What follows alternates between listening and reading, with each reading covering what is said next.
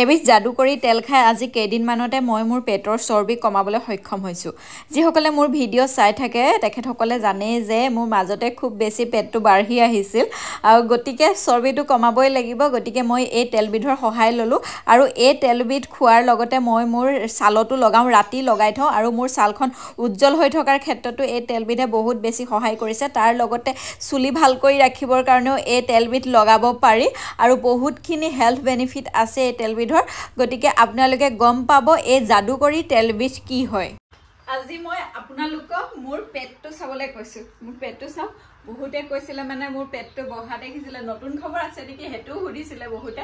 মই তেতিয়া জনাইছিলোঁ যে একো নতুন খবৰ নাই আৰু মাত্ৰ মোৰ চৰ্বি বাঢ়িছিলে, বহুত বাঢ়ি গৈছিলে। এতিয়া আপোনালোকে কম দেখিছে নাই ক'বচোন। মানে আজি অলপ দিনৰ পৰা মোৰ বহুখিনি চৰ্বি কমিলে, তথাপিও আৰু অলপ আছে, সেইখিনিও কমাম। একেবাৰে মানে এটা ইজি প্ৰচেছত মোৰ চৰ্বিটো কমিছে। মানুহৰ চৰ্বি যেতিয়া বাঢ়ি যায় বঢ়াবৰ কাৰণে উজু, চৰ্বি একদম আৰামত বঢ়াই দিব পাৰি, কিন্তু যেতিয়া কমাবলগীয়া হয় নহয় তেতিয়া একদম বহুত কষ্ট হয়। কিন্তু মই একেবাৰে সহজ পদ্ধতিৰে মোৰ চৰ্বি কমাইছোঁ। অলপমান এক্সাৰচাইজ কৰোঁ আৰু তাৰ লগতে এবিধ তেল খাইছোঁ। তেল খাইনো চৰ্বি কমেনে? হয়, তেল খায়ো চৰ্বি কমে। এবিধ তেল খাইছোঁ, সেই তেলবিধ খোৱাৰ কাৰণে মোৰ মানে পেটৰ এই অতিৰিক্ত চৰ্বি কমিবলৈ আৰম্ভ কৰিছে। আৰু সেই তেলবিধ কেৱল মানে মই চৰ্বি কমাৰ কাৰণে খোৱাই নহয়, আৰু মোৰ স্কিন গ্ল' হৈ থাকিবৰ কাৰণে বা চুলিৰ কাৰণেও সেই তেলটা মানে এটা তেলেই কেইবাটাও কাম কৰে।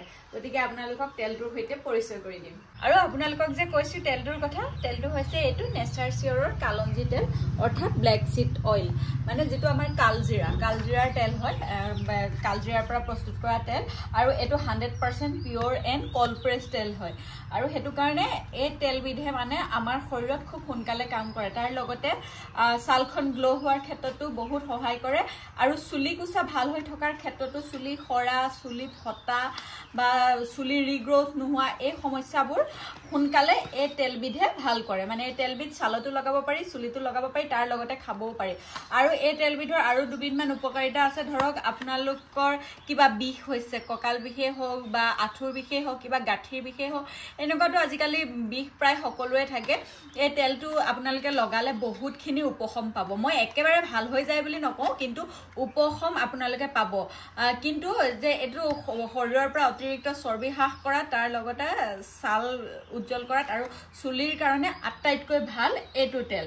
আৰু নেচাৰ চিয়ৰ ব্ৰেণ্ডটোৰ বিষয়ে আপোনালোকে জানেই। নেচাৰ চিয়ৰ ব্ৰেণ্ডটো হৈছে সম্পূৰ্ণ প্ৰকৃতিৰ ওপৰত নিৰ্ভৰশীল আৰু প্ৰাকৃতিক গুণেৰে সমৃদ্ধ ব্ৰেণ্ড। নেচাৰ চিয়ৰৰ প্ৰতিটো প্ৰডাক্টেই প্ৰকৃতিৰ ওপৰত নিৰ্ভৰশীল। এইটো কালজিৰাটো আপোনালোক সকলোৱে জানে কিমান বেছি ভাল, আৰু কালজিৰাটো আমি খাদ্যত ব্যৱহাৰ কৰোঁ।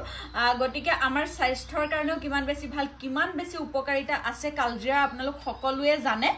গতিকে এই তেলটোতো মই কেনেদৰে খাইছোঁ, মানে এই তেলটোত গম পাইছেনে, 1 অইল 100+ হেল্থ বেনিফিট। চাওক, এটা অইলত 100তকৈও বেছি মানে বেনিফিট পাব, স্বাস্থ্যৰ উপকাৰিতা পাব 100তকৈও বেছি।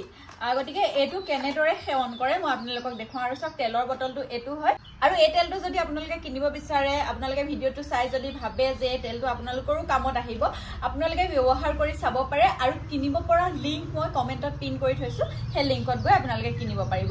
আৰু মই যে এইটো খাইছোঁ বুলি কৈছোঁ, এইটো কেনেদৰে খাইছোঁ আপোনালোকক দেখুৱাওঁ। আৰু এই তেলটোত যে কোনো প্ৰিজাৰ্ভেটিভ নাই, তাৰ লগতে কোনো আৰ্টিফিচিয়েল কালাৰ নাই। আপোনালোকক মই অকণমান দেখুৱাই দিছোঁ। চাওক, এয়া এই ৰংটো চাই গম পাইছে আপোনালোকে, ক'লা ক'লা ৰং। আৰু গোন্ধটো যে একেবাৰে কালজিৰাৰ গোন্ধটোৱে। মই এতিয়া এইকণ আপোনালোকক মই মোৰ মুখতে লগাই দেখুৱাইছোঁ। এনেদৰে আপোনালোকে ৰাতি শুওঁতে লগাই থ'ব পাৰে। কিন্তু এই তেলটো লগাই আকৌ বাহিৰলৈ ওলাই নাযাব, খালি ৰাতি শুওঁতে লগাই থ'ব পাৰে, বা নতুবা ৰাতি 2 ঘণ্টামান সময় লগাই তাৰপিছত মুখখন ধুইও দিব পাৰে, কিন্তু গোটেই নিশাটোৰ কাৰণে লগাই থৈ দিব পাৰে। ইয়াত দেখিছে মই লগাই দিলোঁ ধুনীয়াকৈ, অইলি হৈ গ'ল মুখখন, কিন্তু স্কিনটো গ্ল' কৰাত বহুত বেছি সহায় কৰে। আৰু এতিয়া খোৱাৰ কথাটো আহিলে যে কেনেদৰে খাওঁ, এই দেখিছে কাপ এটাত পানী লৈ লৈছোঁ। কুহুমীয়া পানী ল'ব, কুহুমীয়া পানী লৈ ইয়াৰে 5 টোপালমান তেল দি ল'ব। এনেই তেলটো ডাইৰেক্ট খাবলৈ ভাল নালাগিব যে, সেইটো কাৰণে এনেদৰে আধা কাপমান কুহুমীয়া পানীত 5 টোপালমান তেল দি ল'ব। আপোনালোকে দিনটোত 2বাৰমান খাব পাৰে।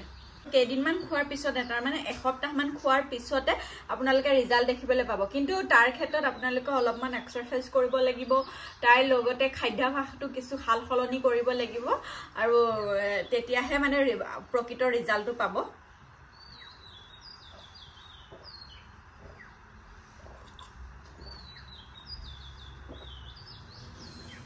দিলো আৰু এনে খাবলেও কিন্তু বেয়া নহয় একেবাৰে বেয়া নহয় আৰু আপোনালোকে এই তেলটো চুলিত লগাবলৈ হলেও আপোনালোকে চুলিত ৰাতি সানি থৈ দিব তাৰ পিছত পিছদিনা ৰাতিপুৱা শ্যাম্পু কণ্ডিশনাৰ কৰি ধুই দিব আৰু বহুতে গুটে নিখাটোৰ কাৰণে তেল সানি থবলৈ বেয়া পায় তেওঁলোকে চুলি ধোৱাৰ 3 ঘণ্টা মানৰ আগত সানি থব আৰু সদায় পৰিষ্কাৰ চুলিতহে এনেকুৱা তেল বা এনেকুৱা যিকোনো হেয়াৰ কেয়াৰ কৰিলে কিন্তু পৰিষ্কাৰ চুলিত কৰিব লাগে তেতিয়াহে কামত আহে কোনোৱে মানে লেতেৰা যেতিয়া হয় তেতিয়া ধোৱাৰ আগত লগায় কিন্তু তেতিয়া একেবাৰে কামত নাহে সদায় পৰিষ্কাৰ চুলিত লগাব গতিকে এটা তেলতে 100টা বেনিফিট আপোনালোকে ইয়াত মেইন পইণ্ট কেটা লিখাই আছে চাও helps maintain strong hair useful in natural skin glow helps get rid of belly fat promotes immune support আৰু এই তেলটো খালে যে আপোনালোকৰ হজম ক্ষমতাও বৃদ্ধি পাব তাৰ লগতে গেছৰ সমস্যা একেবাৰে নোহোৱা হ'ব আৰু ৰাতিপুৱা আপোনালোকে খালি পেটত যদি এই তেলটো এনেদৰে কেটুপালমান কুহুমীয়া পানীৰ লগত খায় যদি আপোনালোকৰ গেছৰ সমস্যা আছে গেছৰ টেবলেট প্ৰতিদিনে খাব লাগে তেতিয়া আপোনালোকে সেই টেবলেটটো এৰি দিব পাৰিব বহুতখিনি ভাল আৰু good for gut health গটিকে এটো 110 ml ৰ বটল হয় গটিকে তেলটোৰ বিষয়ে আপোনালোকক জনালো আৰু মই কেনেদৰে ব্যৱহাৰ কৰিছো হেতু দেখুৱালো আৰু আপোনালোকক লিংকও শেয়াৰ কৰি থৈছো গটিকে আপোনালোকে ভিডিওটো চাই উপকৃত হৈছে বুলি ভাবিলো আৰু ভিডিওটো যদি ভাল পালে তেতিয়া হলে শেয়াৰ কৰি দিব গটিকে বাই বাই